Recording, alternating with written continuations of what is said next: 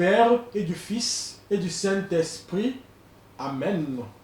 Frères et sœurs bien-aimés, loué soit Jésus-Christ.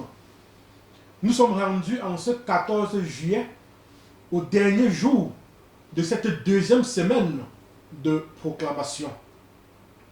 Durant cette semaine, nous avons proclamé la parole suivante.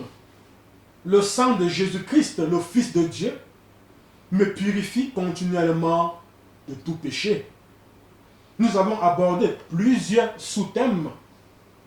Et le sous-thème que je propose ce matin à notre méditation est le sous-thème suivant.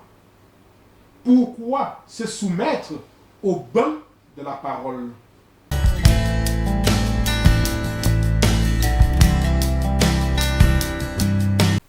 Prière à l'Esprit Saint.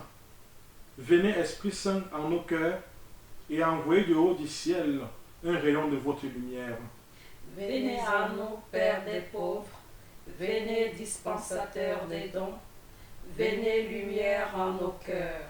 Consolateur souverain, hôte très doux de nos âmes, adoucissante fraîcheur. Dans le labeur, le repos, dans la fièvre, la fraîcheur, dans les pleurs, le réconfort. Ô lumière bienheureuse, venez remplir jusqu'à l'intime le cœur de tous vos fidèles. Sans votre puissance divine, il n'est rien en aucun homme, rien qui ne soit perverti. Lavez ce qui est souillé, baignez ce qui est aride, guérissez ce qui est blessé. Assouplissez ce qui est raide, réchauffez ce qui est froid, rendez droit ce qui est faussé. À tous ceux qui ont la foi et qui en vous se confient, donnez vos 7 dons sacrés. Donnez mérite et vertu, donnez le salut final, donnez la joie éternelle. Amen. Gloire à Dieu le Père, gloire au Fils qui est ressuscité des morts, gloire au Saint-Esprit dans les siècles des siècles. Amen. Envoyez votre esprit et nous aurons une création nouvelle. Et vous renouvelerez la face de la terre. Prions. Ô Dieu qui avait instruit le cœur des fidèles en répandant sur eux la lumière du Saint-Esprit, donnez-nous par ce même esprit la connaissance et l'amour de la justice et faites qu'il nous remplisse toujours de cette divine consolation. Par notre Seigneur Jésus-Christ, lui qui vit et qui règne pour les siècles des siècles. Amen.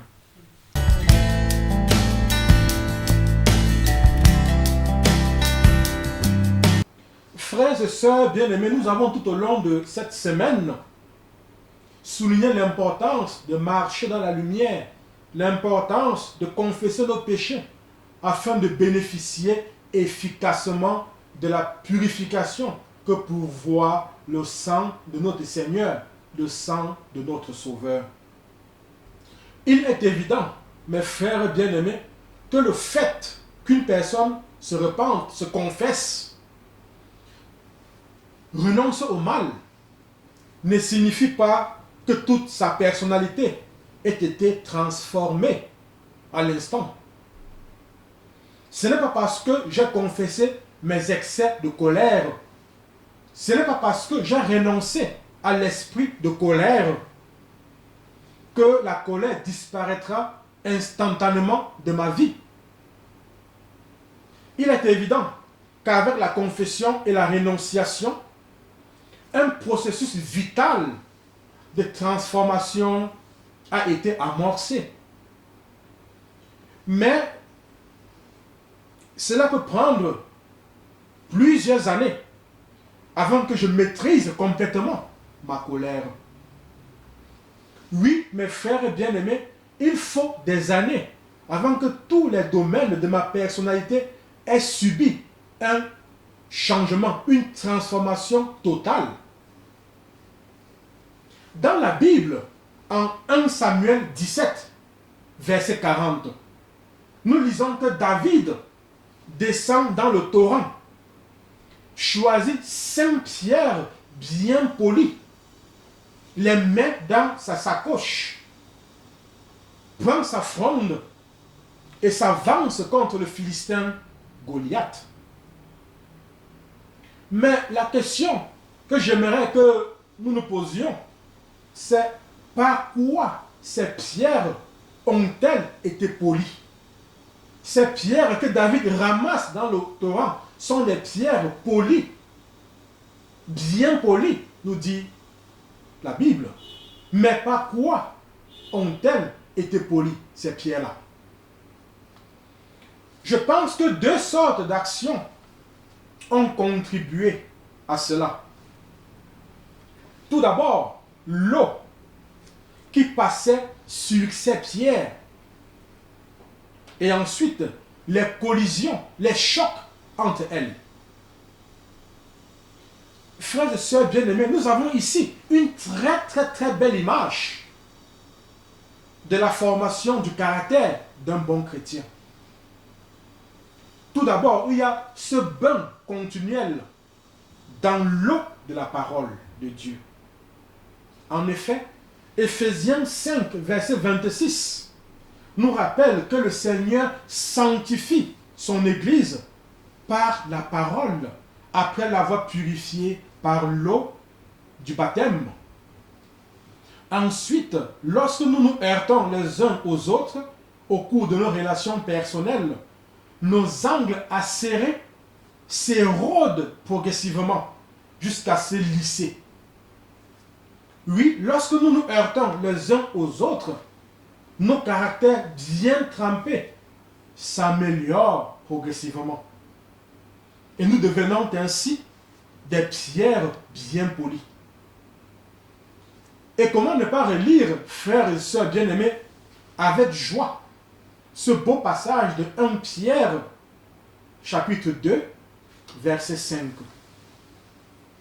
Et vous-même, comme des pierres vivantes, édifiez-vous pour former une maison spirituelle, un saint sacerdoce, afin d'offrir des victimes spirituelles agréables à Dieu par Jésus-Christ. Frères bien-aimés, nous sommes bel et bien des pierres vivantes, comme nous le rappelle Saint Pierre. Et nous sommes ces pierres vivantes par l'action du bain continuel de la parole de Dieu et des collisions, des chocs dans nos relations interpersonnelles. Frères et sœurs, sachons-le, lorsque Jésus a besoin des pierres vivantes pour sa fronde, comme ce fut le cas pour David, il descend lui aussi dans le torrent. Et là, il choisit des pierres qui ont été polies par l'action de la parole de Dieu et par la pression d'une communion fraternelle régulière. Alors, si nous sommes vraiment les pierres vivantes, pourquoi tant de guerres? Pourquoi tant de haine? Pourquoi tant de jalousie dans nos familles, dans nos groupes de prière, dans nos paroisses, dans nos communautés? N'oublions pas que le fait de nous aimer sincèrement les uns les autres est le signe de la maturité spirituelle. Nous devons aimer nos frères et sœurs, non d'abord à cause de leur statut, de leur personnalité, de leur richesse, de leur connaissance, mais pour ce qu'ils représentent pour Jésus, qui a donné sa vie, qui a versé son sang pour chacun d'eux. Père, au nom de Jésus, par la puissance de l'Esprit Saint et l'intercession de la Vierge Marie, je proclame que je suis une pierre vivante. Je proclame que je me soumets humblement au bain de la parole de Dieu. Je proclame que je m'engage à aimer sincèrement mes frères et sœurs chrétiens. Je proclame que le sang de Jésus-Christ, Fils de Dieu, me purifie continuellement de tout péché. Je me recouvre de ce sang et proclame ma guérison, ma libération et ma délivrance. Je me recouvre de ce sang et proclame ma guérison, ma libération et ma délivrance. Je me recouvre de ce sang et proclame ma guérison, ma libération et ma délivrance. Amen.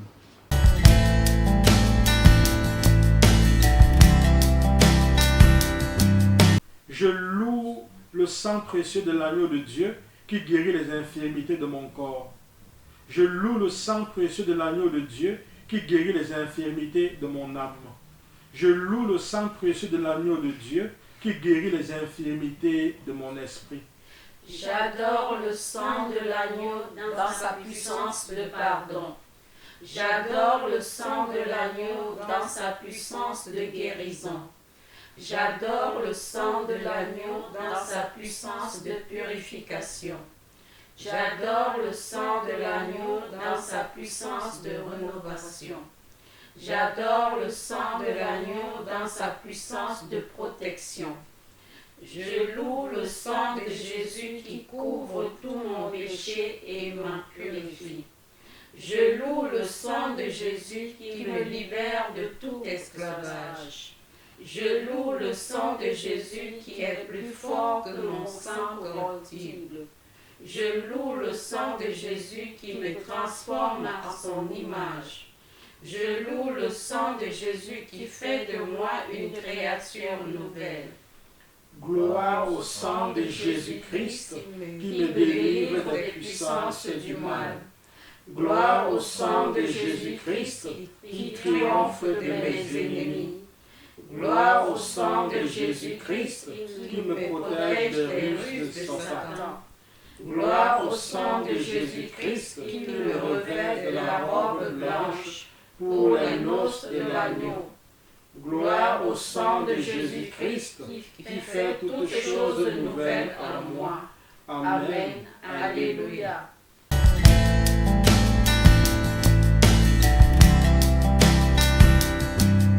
Consécration au précieux sang de Jésus.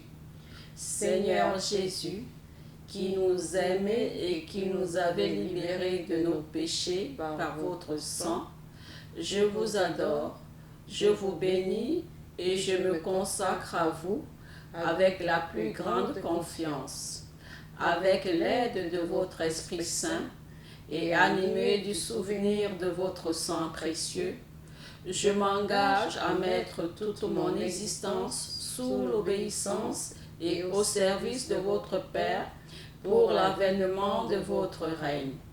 Par votre sang versé pour le rachat de nos péchés, purifiez-moi de toutes mes fautes et renouvelez mon cœur pour que brille toujours davantage en moi l'image de l'homme nouveau créé selon la justice et la sainteté.